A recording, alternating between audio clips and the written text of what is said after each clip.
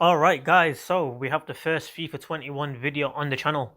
Now, this video series is going to split into three parts. The first part, which is going up today on the 25th of September, is going to talk about SBCs and SBC completion. So specifically, which SBCs, in my opinion, you should definitely do, which SBCs we should avoid, and then finally, which SBCs you can do if you want, and you don't really need to do them. But I'll go into more detail. Second part will be all about budget management and squad value. So I'm talking about investment on players, the type of players you should be aiming to buy, things to avoid, etc. That'll be going up either tomorrow or the day after that. And then the final part will be practical steps. So I'll look at steps 1 and 2 and I'll actually carry them out because on the 30th of September, which is when hopefully the video will go up, the web app is launching. So I'll see if there's anything I can do in the web app. If it doesn't go up then it will go up on the following day, on the 1st of October. And the reason that is because I do have EA Play, and that will give me early access for 10 hours from the 1st of October. So there may be some footage of me actually playing FIFA 21. So that's the series. And without any further ado, let's get into part 1. So part 1. Now I'm going to film this on the web app, which is actually going offline in an hour for FIFA 21, so I'll see if I can get this first bit done. Now I'm using the web app because I've deleted FIFA 20 on the console as soon as I got one of the trophies for the VIP thing. But anyway, so SBCs. Now, broadly speaking, they're split into, oh good, these SBCs are still here so I can use them as examples. SBCs, whether to complete them, are split into 3 categories. Number 1, which SBCs that you always avoid doing. Now, the reason you avoid doing them is 90% of the time you'll complete it and you're left disappointed in why you did it in the first place. And a lot of them, the upgrade SBCs, these in general, now at the end of the game it's fine to do, but early on in the game you don't do them because they're designed to sink your coins. They're designed to get rid of players in your club and your coin balance, so that when they do release newer players onto the market, you won't have coins to buy them and people will be forced to spend money on FIFA points. That's how EA make money. That's the way the game's designed, and that's the way it shouldn't be played. If you're smart, you won't play it like that. And hopefully after watching this video, you won't be making mistakes like that. So, SBCs to avoid. Upgrade SBCs. Bronze, silver, gold, and FUT champions.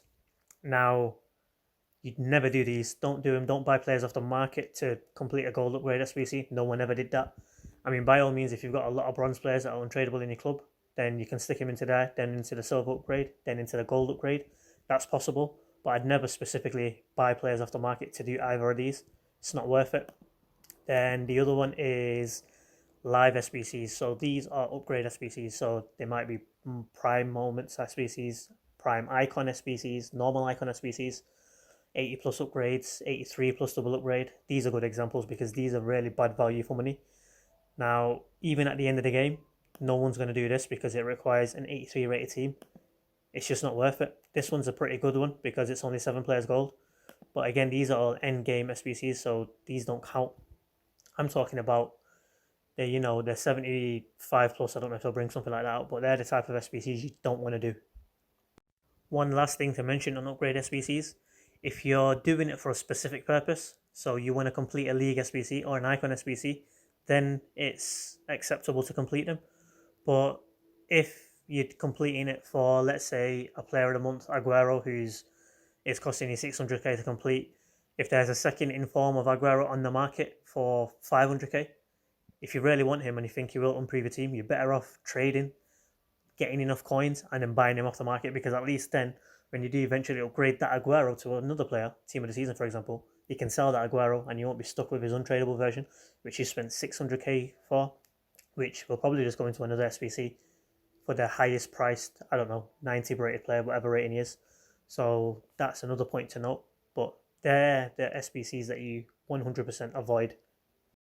Then the second category is limited completion. Now these are SBCs which you may or may not want to complete. Now, I can't actually give you an example here because these are all end of the game SBCs, but those are the ones I'm talking about where they're giving you special players. So certain icons, end of the era card, flashback SBCs, footmus SBCs, player of the months. Now there's 1 or 2 ways. There's 2 ways where you do complete them. Number 1, And the prime example for number 1 is Jamie Vardy. He got a player of the month last year. And when they released it, I'm still convinced that they released it by accident, but they released an SBC which required a squad which cost around 65k to complete.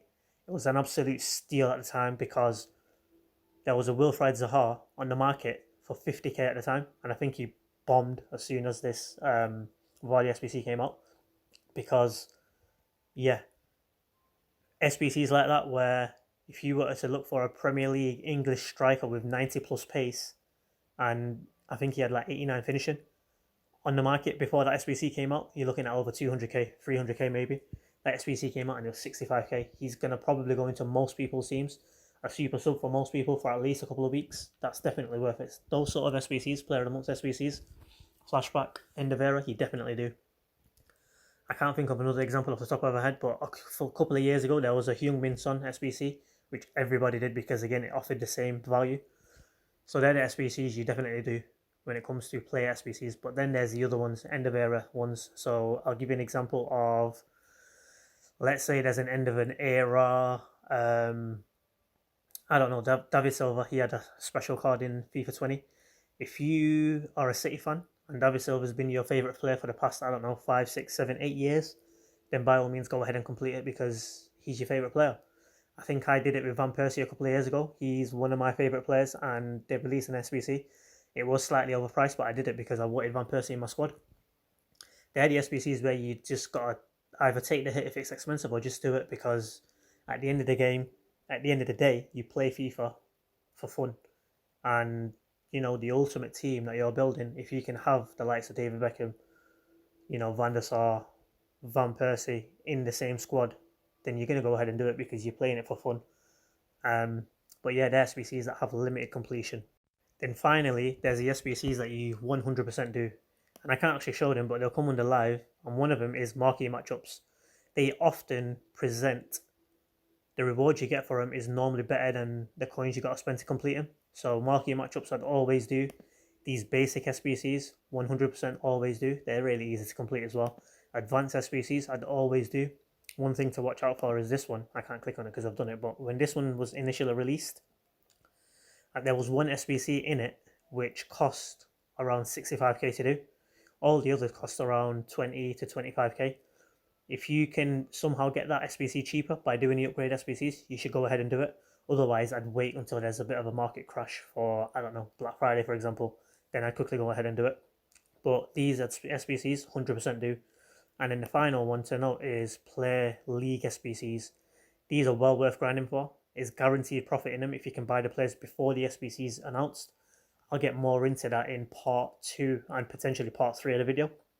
But, you know, over time, you should look to complete these because you can snipe players and win them on bid. Never buy it now unless it's a snipe, but never open market buy it now prices because there'll be certain players, for example, in the Bundesliga, if I go to, I think it was Paderborn and Union Berlin, there were players in there, you needed to use silver players, and there were certain players in there which were going for 25, 30k.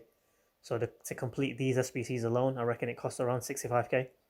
And then there's a lot of SBCs which cost 10 to 15. So in that sense, I'd do all of them and leave the expensive ones.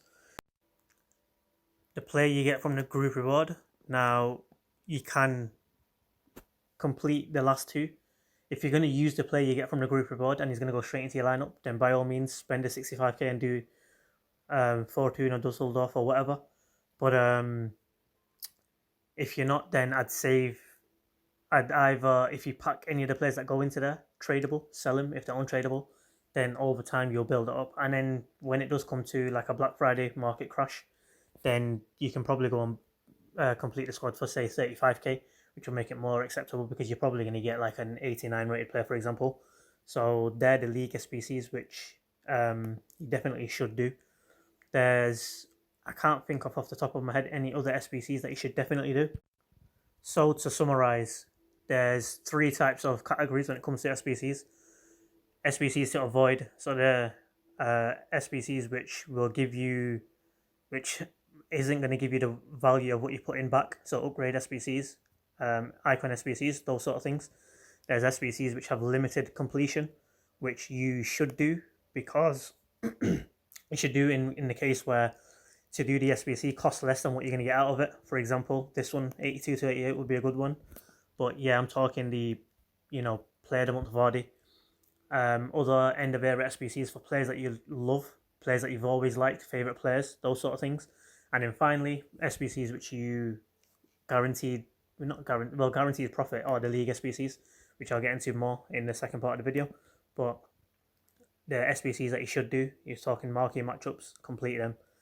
But yeah, that's it for SBCs. Now, at the end of the day, you're playing FIFA for fun. It's about enjoying the game. The likelihood is people that play the game for fun won't be watching this video. The people that will be watching this video play it, yes, for fun, but they want a bit more out of it. They have a competitive edge. If you're always going to be playing offline, then you can go ahead and complete all the player SBCs you want, because at the end of the day, you're playing against a computer. You can just put the difficulty down and it'll be easy. But if you're playing competitive, so division rivals, you're thinking about going into the weekend league, then I'd stay away from a lot of the SBCs that they put out. Marquee matchups, complete. League SBCs, complete. Otherwise, I'd leave the rest of them unless it gives you substantial value for money. But that's it for the league SBCs. If you liked the video, be sure to give it a thumbs up. Be sure to subscribe for the second part. I'm trying to get my subscriber base up. I will be playing FIFA early release. Hopefully put a few videos out there. I'll also be getting a PS5 on midnight release. There'll be a video going up of an unboxing for the PS5, also for the Xbox. There will also be FIFA 21 straight onto the PS5. So until the next video, which hopefully will be in the next couple of days, peace.